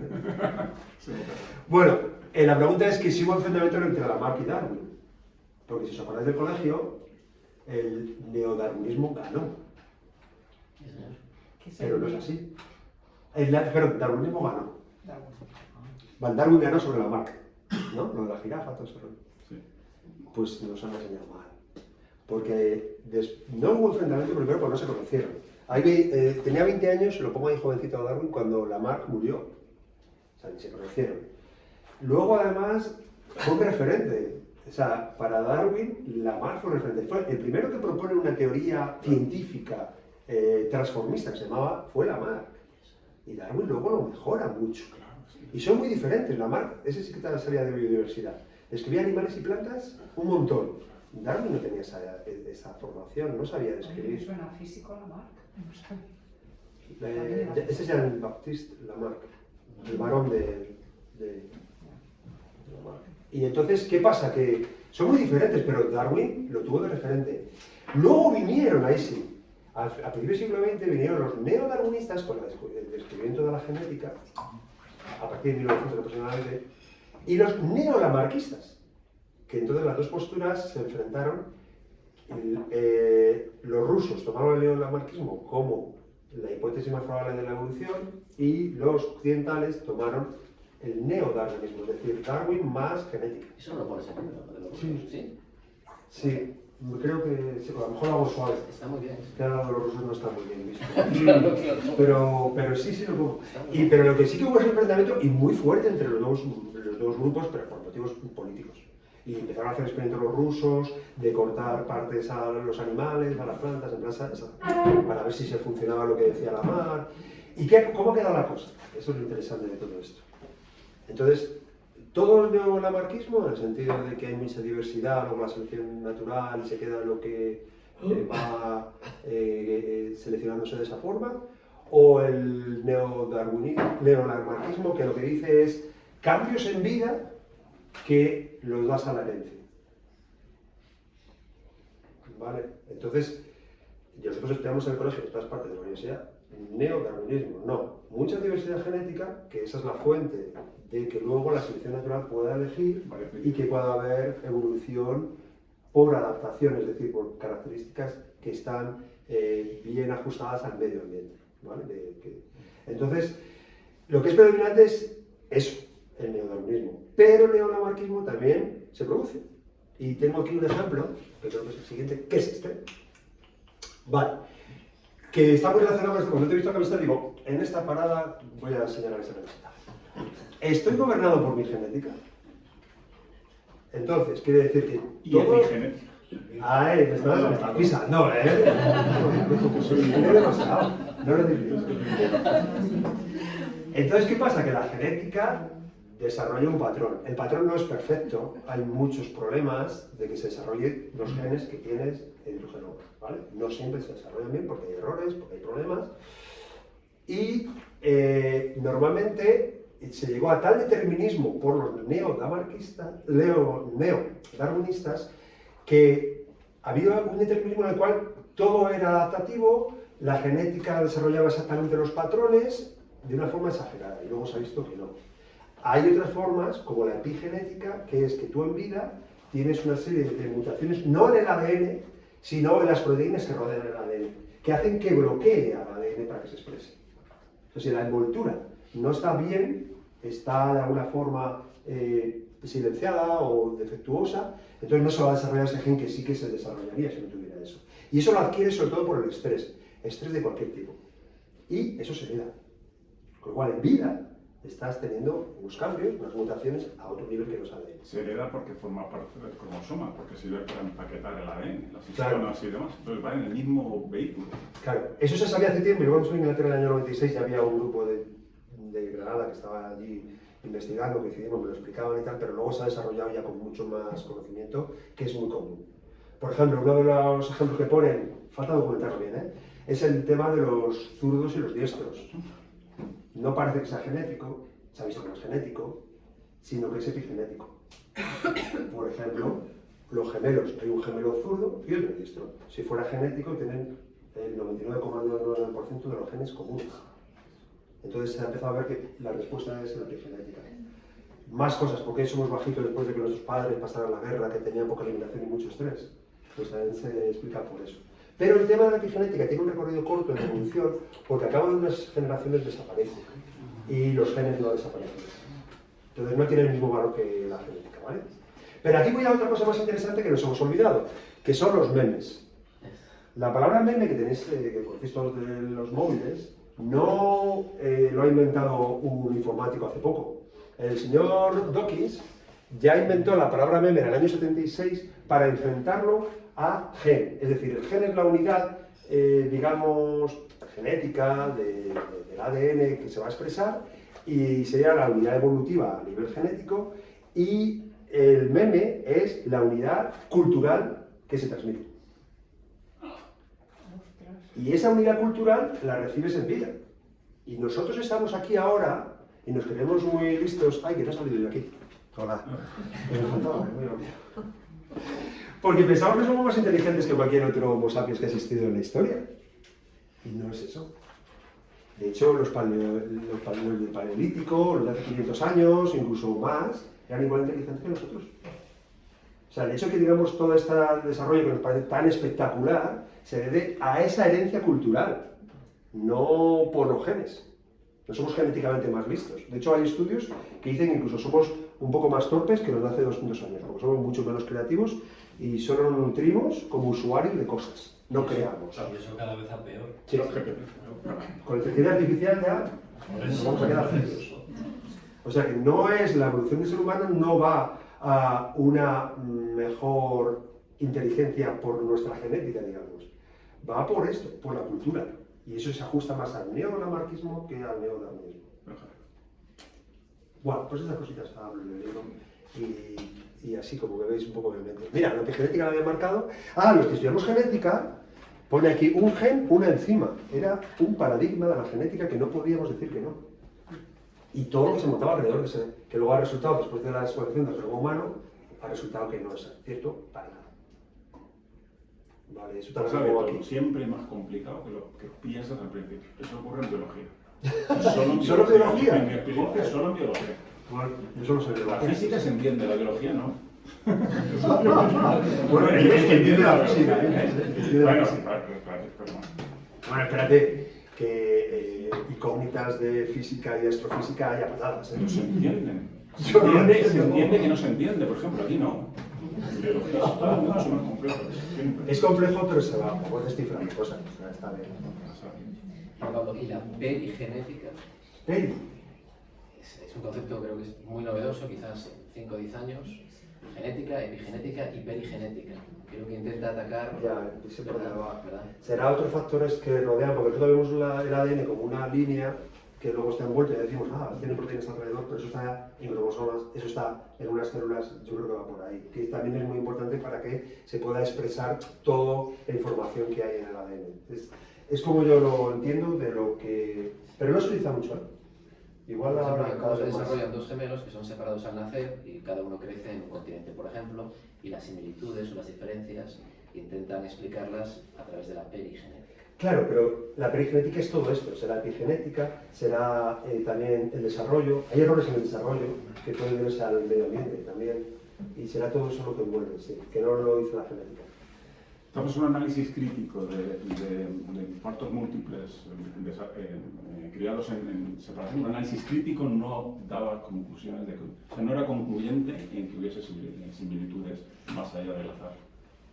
Lo que pasa es que los medios exacerban, Sí, este fuma la misma marca que este y están, pero no, parece que no es así.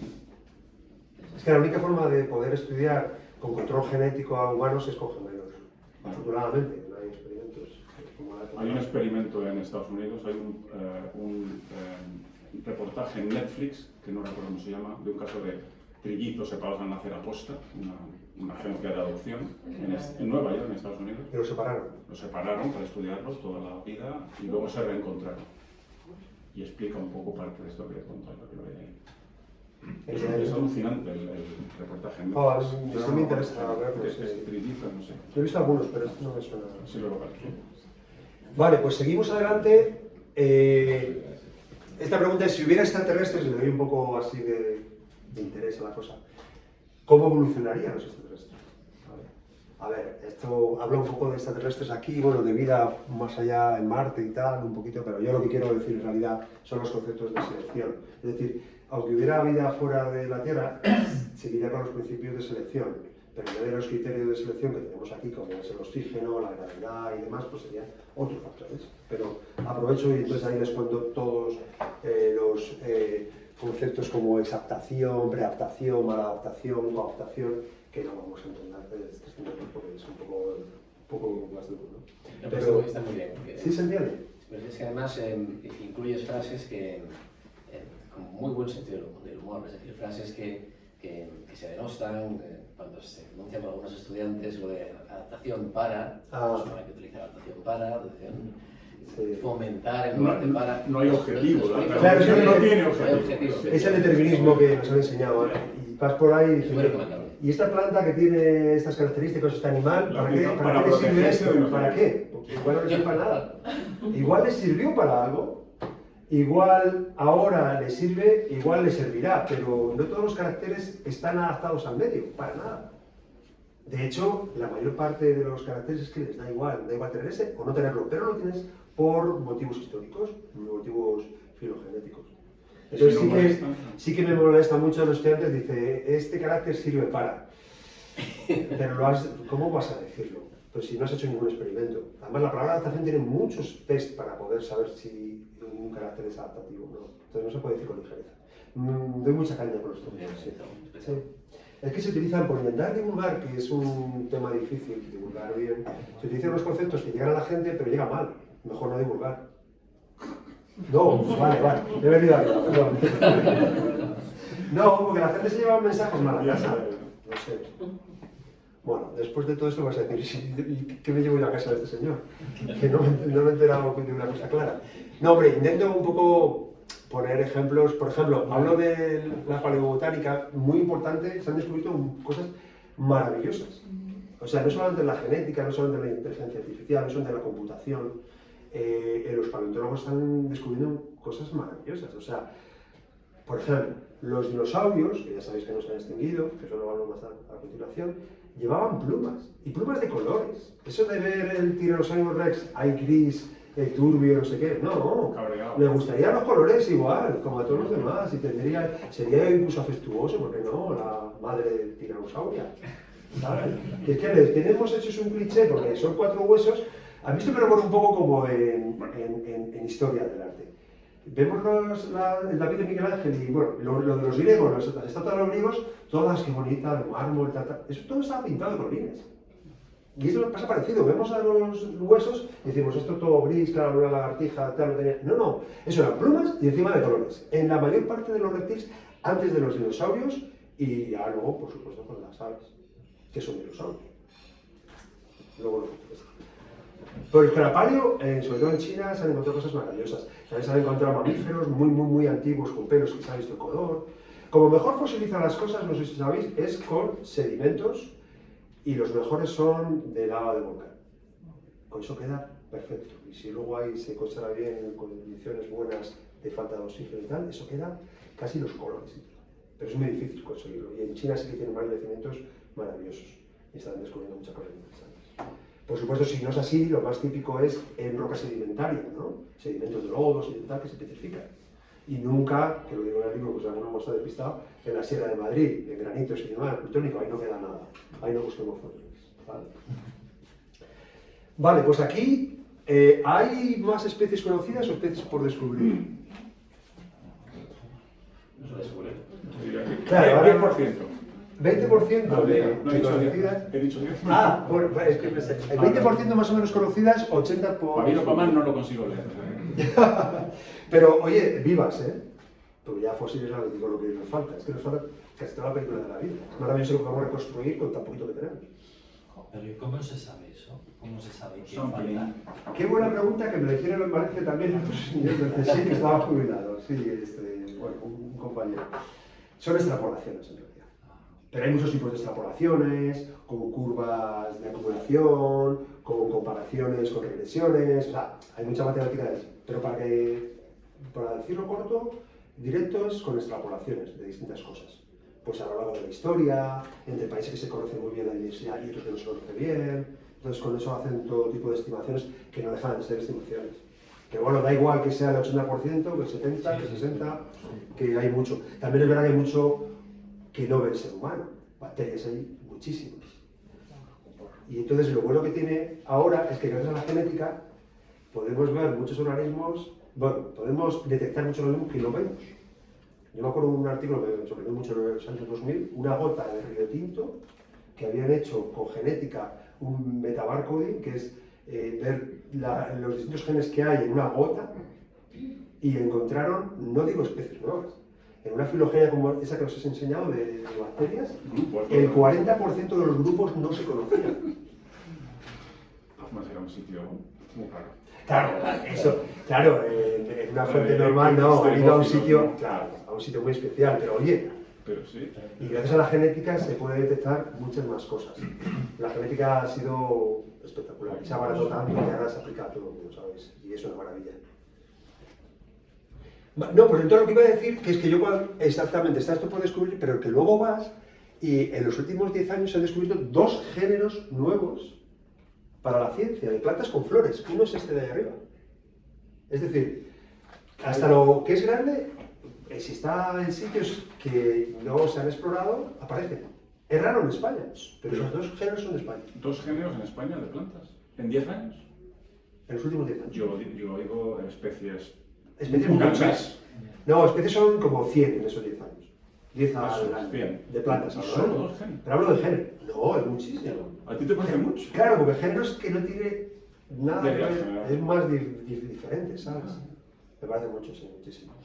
Y sobre todo que uno de ellos, bueno, te pongo 20 años más todavía, cerca de Madrid.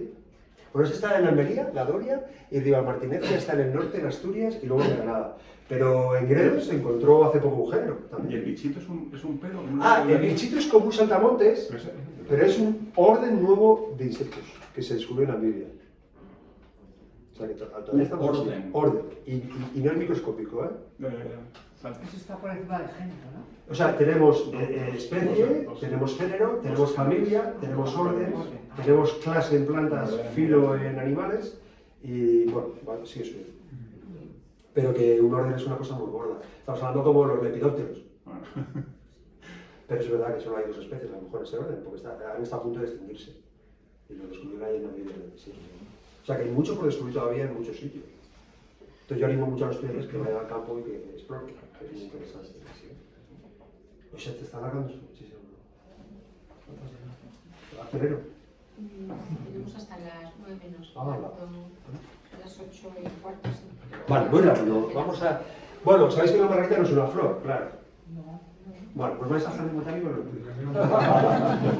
No, es un truco que hago también para decir que no es una flor, es una inflorescencia. Entonces ya con eso, pues ya hablo del tipo de flores, el origen de la flor y todo esto.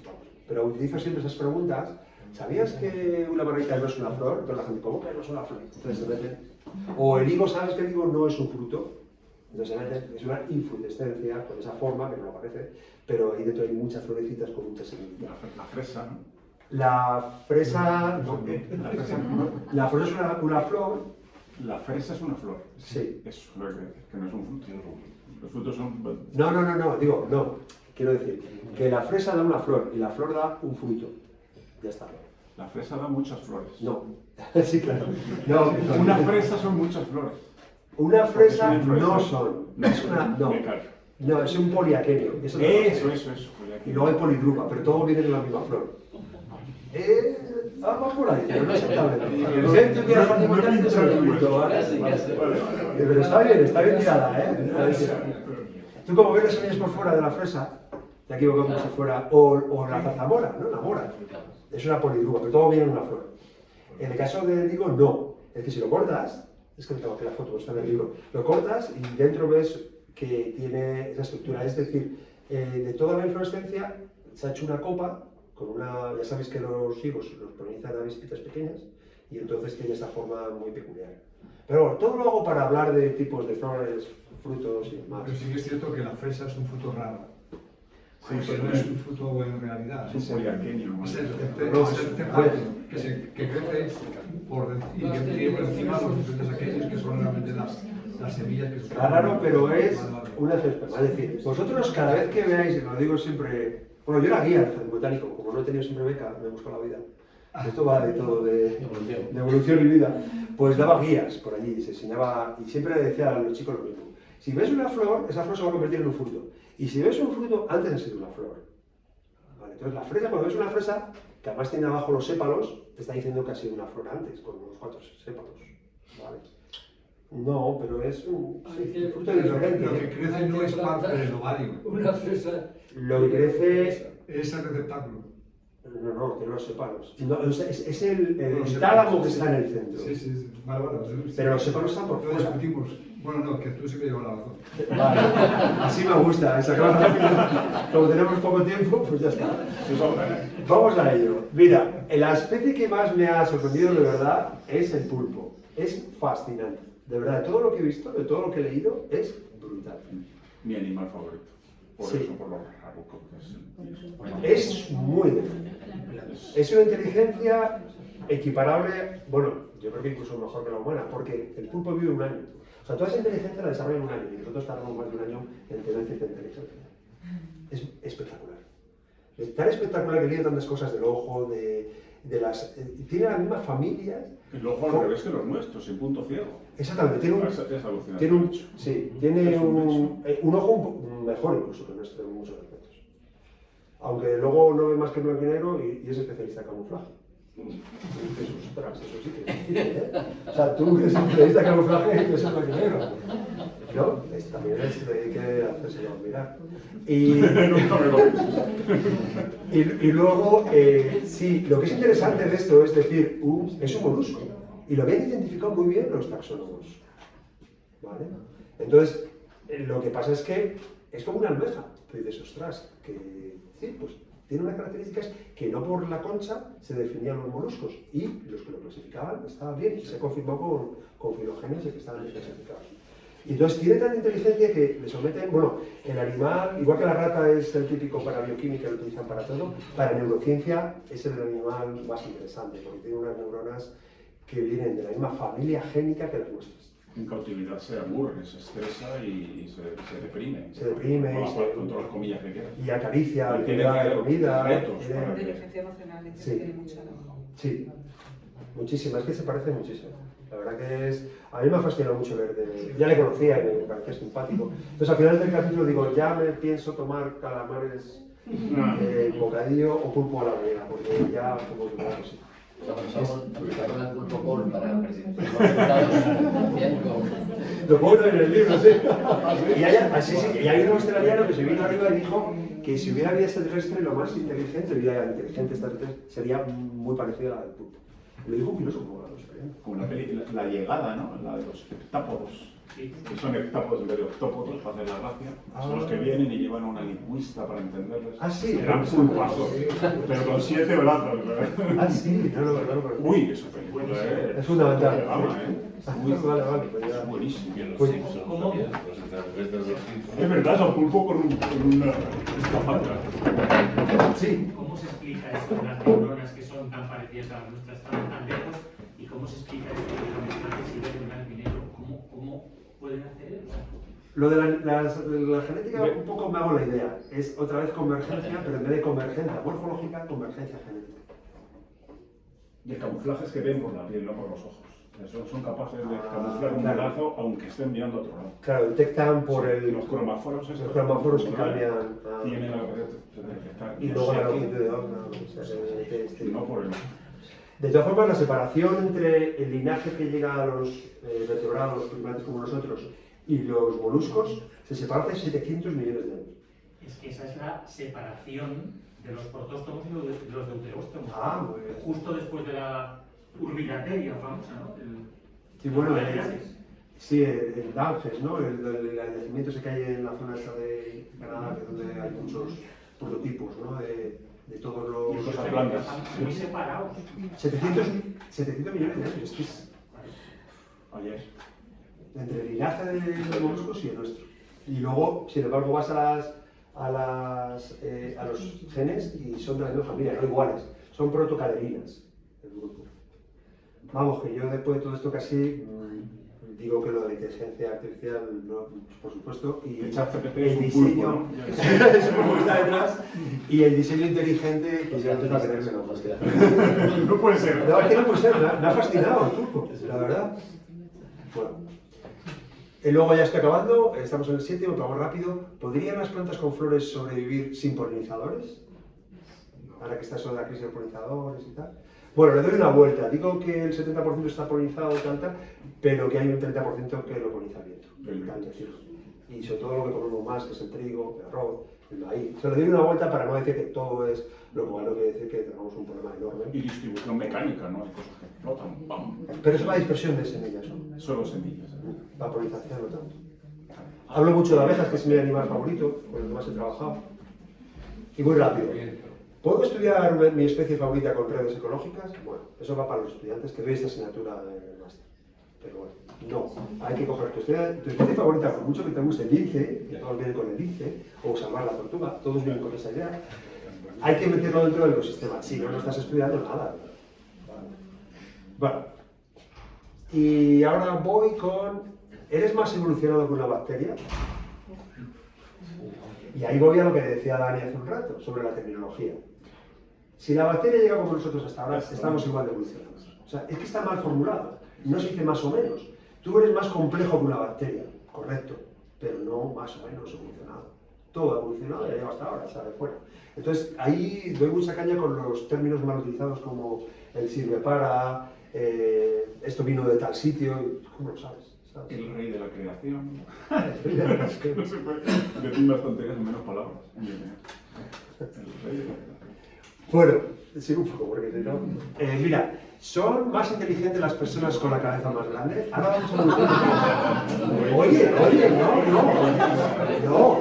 no ríais, es muy importante esta pregunta de paleontología, en evolución humana. A ver, el género Homo, desde Homo erectus hasta ahora han pasado 2,5 millones de años. Y ha habido distintas especies. Y el primero, como tenía 600 centímetros cúbicos de capacidad craneal, o sea, de cerebro, y ahora rondamos los 1500, por cierto, que aprendí leyendo papers que lo de los de 1,5 litros que tenemos, hay una desviación brutal. O sea, puede haber gente de 900 y otros de 1900. Decimos 1,5, pero aquí en esta sala a lo mejor... No voy a señalar a nadie, yo lo veo desde aquí. Pero hay gente con cabezas muy grandes en esta sala. Pero ahora voy a contestar a la pregunta. Claro, con esa tendencia decías, pues el tío que tenga la cabeza más grande será el más inteligente de la clase, el cabezón de la clase. ¿Vale? Con esa lógica. ¿Sí? Vale. ¿Hay algo de verdad en eso? Pues hay algo de verdad. Pero no todas, claro. Porque no solamente en el cerebro para... Inteligencia primero hay 7 tipos, ¿vale? Eso es lo primero. Vamos a ir a la matemática que es la clásica, pero no es la única. De hecho, es la menos interesante. La más interesante es la inteligencia emocional, como todos sabes. Que tenemos un desenfoque brutal. Y ahora se está trabajando más en la inteligencia emocional como lógico. Pero bueno, el tema es que varía tanto la capacidad craneal que si tienes más capacidad, tienes más cerebro, tienes más neuronas. Y eso en parte puede ser cierto. No deja de ser cierto. Lo que pasa es que hay más cosas importantes. El desarrollo del cerebro, las conexiones neuronales y luego, ¿cuál es la otra parte? ¿Qué parte del cerebro pueda estar más desarrollado? No, porque cuando tengas ese volumen, igual la actividad neuronal no es tan buena, eso, la actividad neuronal, que otra persona que tenga un cerebro más pequeño. Entonces son todas esas variables, no solamente la cabeza grande. Pero todo lo utilizo para hablar de la evolución del ser humano hasta el cerebro que tenemos, que es el más grande de toda esa evolución de 2,5 millones de años. Es un cambio enorme. Bueno, pues aparece una especie que tiene el cerebro aún más grande que Homo sapiens, que es el neandertalensis, que tiene la cabeza más grande y en principio rompe un poco la tendencia. Bueno, es coetáneo a Homo sapiens, en principio es como una línea y luego se extinguió, bueno, pero es el primero que tiene una capacidad cerebral mayor y que no ha habido una serie en ascenso de volumen craneal. Y que hubo hibridación, que somos un poquito neandertales. No Sí. tenemos herencia genética. Tenemos herencia genética de neandertal. Sí, entre el 1 y el 8% tenemos, dependiendo de qué zona. Algunos más. Y ojo que no solo neandertales, hay más, neandertales, heidelbergensis, el longi, o sea, hay muchas más especies que pongo en el libro. Pero que hibridan, ¿no? Sí, sí. Claro, pero eso ¿cómo nos puedes explicar? El que has dicho que especie, lo que caracteriza a la especie es que solo entre ellos pueden reproducirse. No, que eso sería ideal. Porque siempre hay Si excepciones. ocurre eso, sería maravilloso. Siempre hay excepciones como la hibridación, ¿no? Eso. Pero generalmente los seres híbridos son estériles. En vertebrados, mamíferos, ¿qué estás pensando Sí. tú? En plantas no. Pero entonces esa supuesta hibridación que hubo entre sapiens y neandertales dio un fruto que fue fértil y que se reprodujo, y eso explica que el 2 al 8% del genoma actual nuestro proceda de los neandertales. Estaría muy cerca, ¿no? Claro. Entonces no somos especies distintas. Claro. Buen debate. A ver, yo no me he metido en líos porque os voy a enseñar, es que viene en otra diapositiva, la taxonomía que hablamos de tantas cosas, la peor es de Homo. Es fatal. No saben si son especies, subespecies. Homo antecesor del señor Arzuaga, no sé si seguís un poco. Sí. Yo he viajado por ahí a muchos museos de ciencias naturales donde ponen la filogenia de los Homo y no aparece Homo antecesor, ni en California que he estado, ni en Nueva York, ni en Londres. No se conoce Homo antecesor. Bueno, es que no somos los Homo. Vale. No, pero por eso quiero decir, no digo que tengan razón, lo que quiero decir es que la taxonomía tampoco está definida en lugares. ¿Por qué? Porque no ha habido una separación tan neta y un aislamiento tan neto. Tardaron en reconocer a Tapuerca, ¿eh? Ya. Sí. Que lo que yo he leído hasta que he leído un libro donde ya lo reconoce, nada que les ha costado. Sí, y Altamira también, y tantas cosas. Pero bueno, que la taxonomía de Homo no está bien definida. Tengo una, más adelante os la pongo para que veáis que Wikipedia, por cierto, el editor me dijo, ponle una lista de referencia bibliográfica. Digo, yo no tengo ninguna, que lo busquen en internet. Yo digo, que lo busquen en Wikipedia. Wikipedia está fenomenal. No utilicéis Wikipedia ni para historia, ni para política, ni para nada por el estilo, porque está fatal. Pero para ciencia está muy bien, muy bien. Hay pones que te obligó a editar. Y me obligó a poner. Entonces no le hagáis caso, porque puse lo que... en un rato lo que se me ocurrió.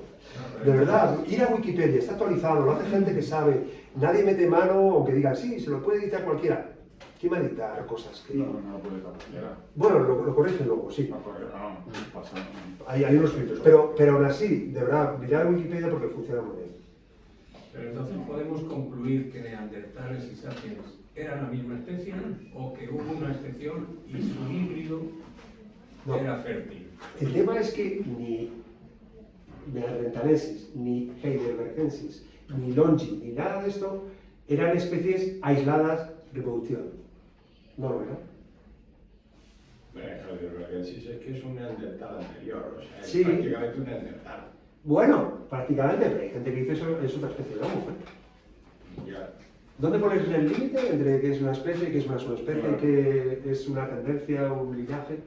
Claro, pero en la taxonomía, yo lo que he leído es que Heidelbergensis originó sapiens y neandertal. No. Heidelbergensis originó neandertales, no. Sí. Vienen de un antecesor común. Pero que han tenido contactos. Ese es el tema que están cambiando cada vez más. Y luego, si sapiens, por ejemplo, tienen más de 100.000 años, al principio seguro que se hibridaba mejor que ahora. La divergencia sigue ocurriendo. Entonces, esos genes no sabemos si son recientes, si son medios, si son anteriores, no sabemos. No sabemos bien. Pero yo quiero decir, la taxonomía de Homo os la van a vender todos, otra vez, ejemplos cerrados, para que llevéis el producto perfectamente a casa, pero luego sale otra publicación y te lo cambias.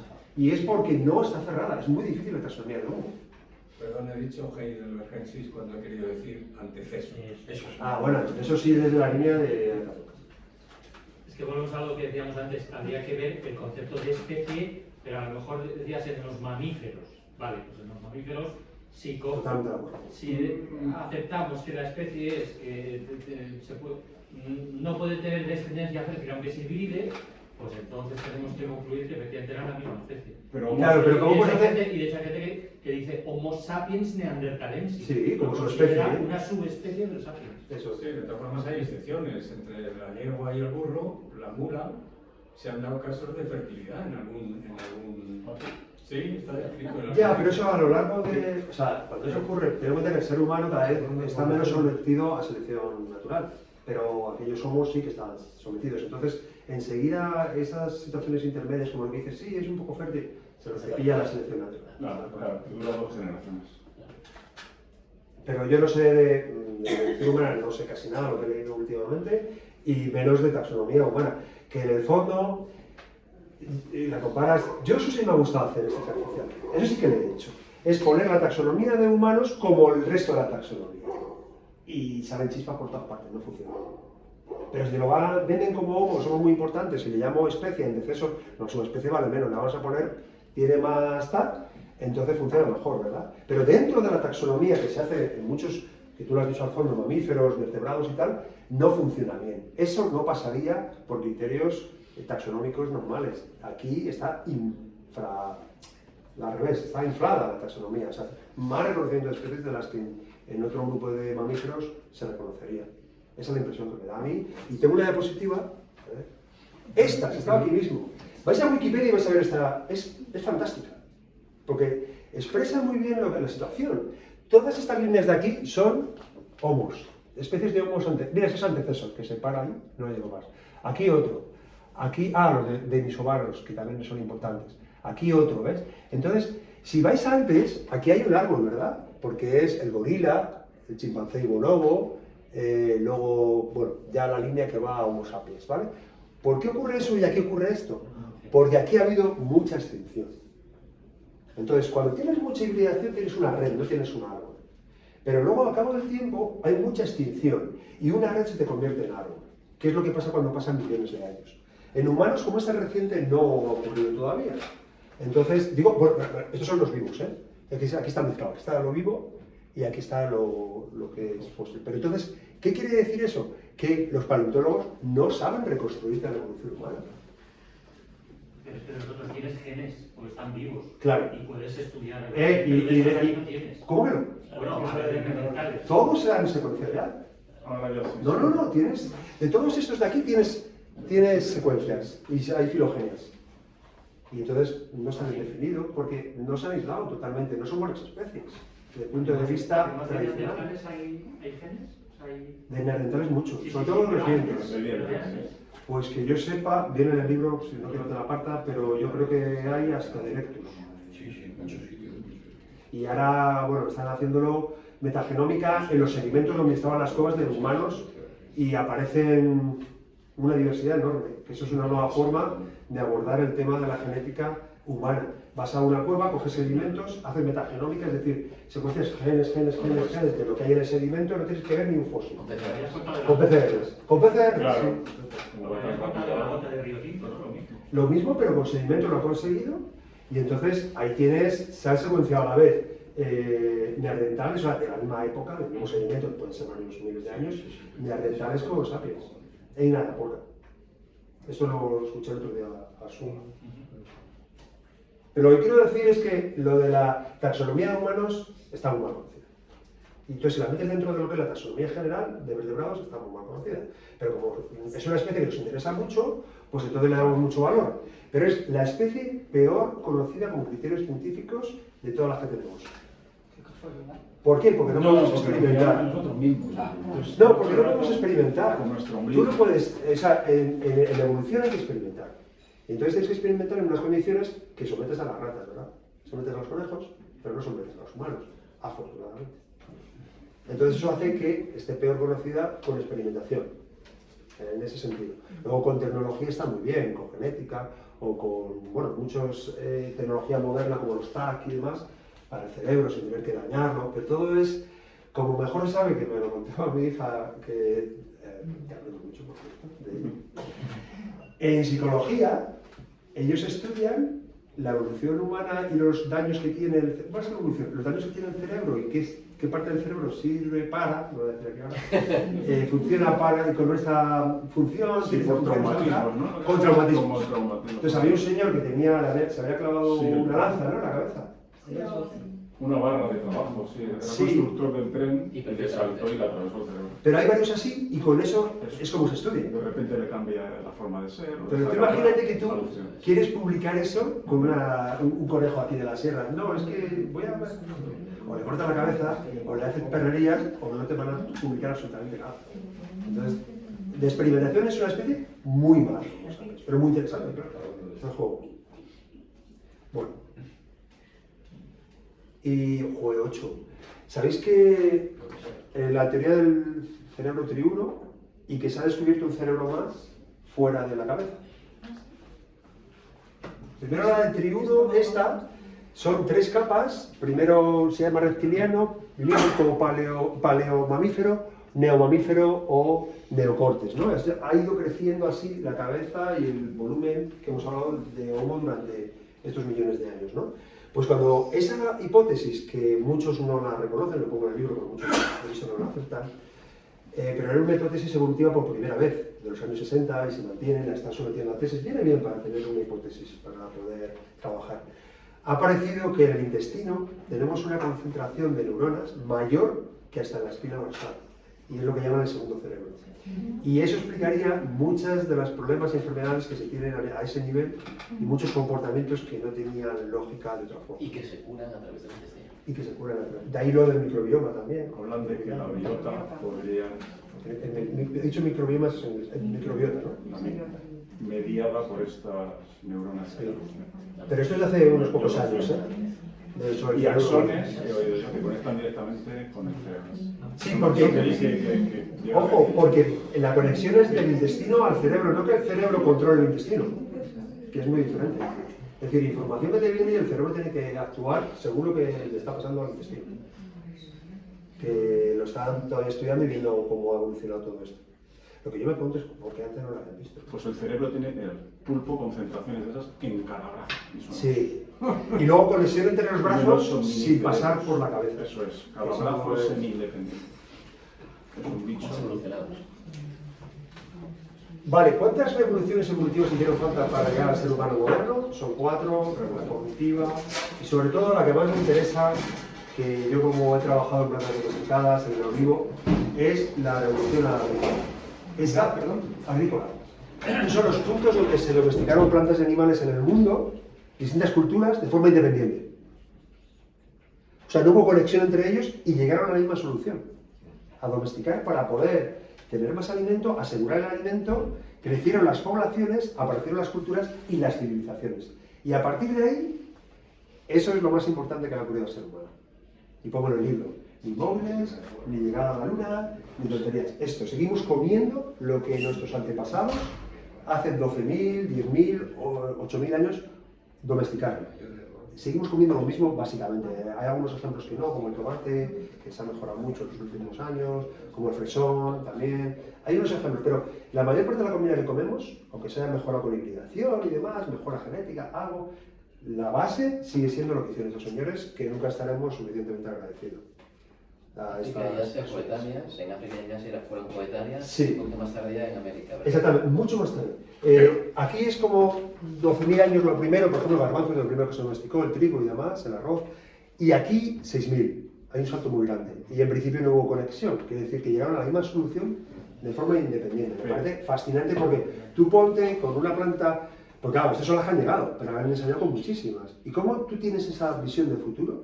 De decir, lo que estoy haciendo ahora es que no lo voy a ver ni yo, a lo mejor lo ven mis hijos, lo que estoy haciendo manipulando. A ver, contigo sí lo ves, pero con árboles. Supongo que al principio empezarías con anuales, cuando ya los anuales ya te daban todos los años un cambio, y te dirías, esto funciona, te meterías con los árboles, que tardan mucho más. Y lo mismo con animales. Pero es que es fascinante, eso sí que fue una revolución y permitió que las poblaciones humanas crecieran tanto y ya que hubiera culturas y civilizaciones. En general eran especies distintas, ¿no? Maíz, trigo, cebada, sí, y no arroz tiene nada que ver. o sea, no hay una evolución de la misma, es mi pregunta. Una domesticación de la misma especie vegetal. En dos continentes es que no suelen vivir la misma especie. Ya. Es muy difícil que viva la misma especie y luego más difícil todavía que se domestique. Yo no conozco ninguna. Lo que sí que hay el lío es entre si se domesticó aquí o aquí o aquí. Pero eso pasa con el maíz, pasa con el tomate, porque ahí sí que hubo conexiones y pudieron comunicarse. Aquí, por ejemplo, la mandioca, porque es tropical, se sabe bien, pero lo que es en los Andes, aquí se sabe bien que son las calabazas, por ejemplo. Aquí muy poco. África es curioso, ha estado domesticado poquísimo, pues sea el origen del ser humano. ¿Por qué? Porque tienes que tener un cambio de esa revolución cognitiva y luego agrícola que no la tuvieron bien en África. Es un tema, a mí me gusta muchísimo el tema de la domesticación, porque es el primer capítulo del origen de las especies, selección artificial, que es lo que se hizo.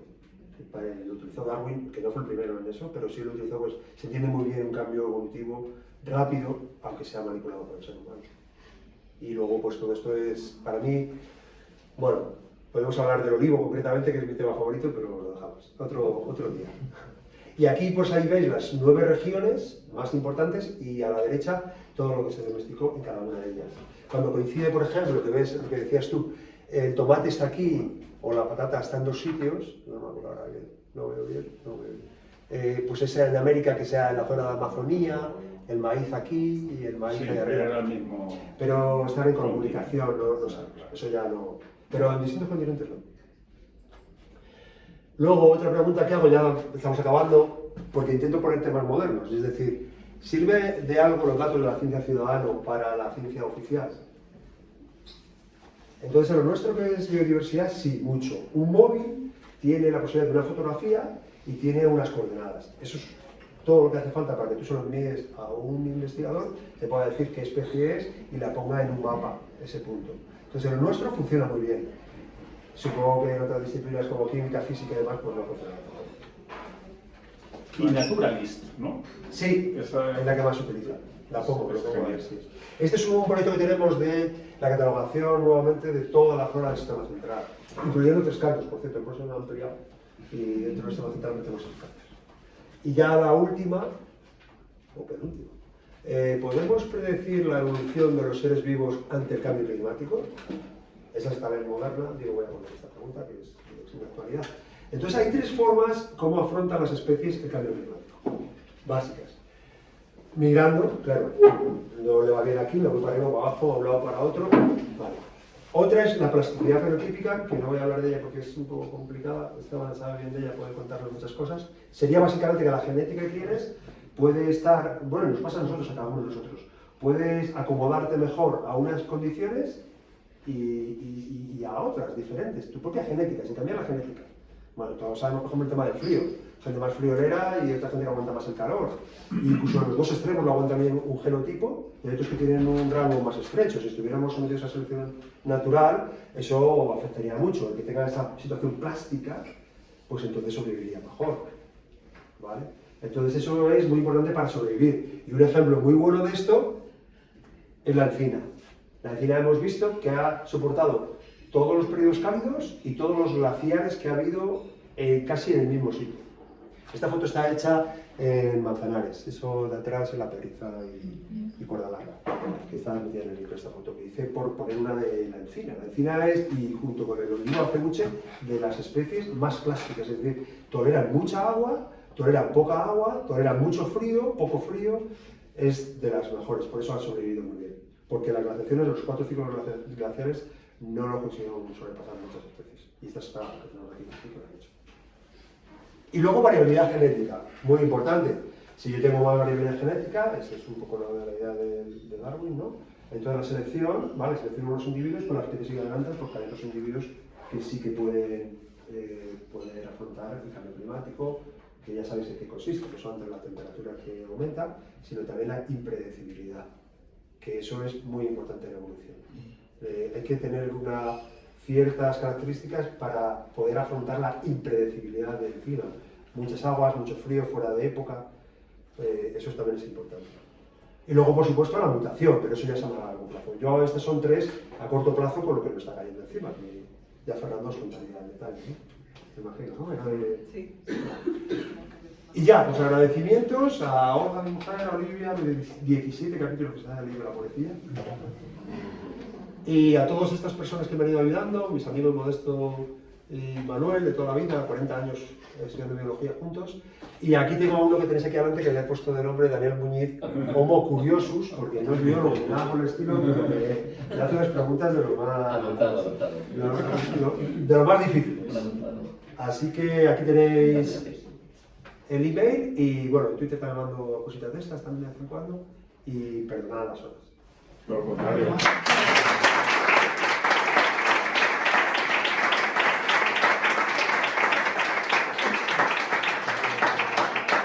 Supongo que no tenemos preguntas, pues hemos agotado todo el tiempo.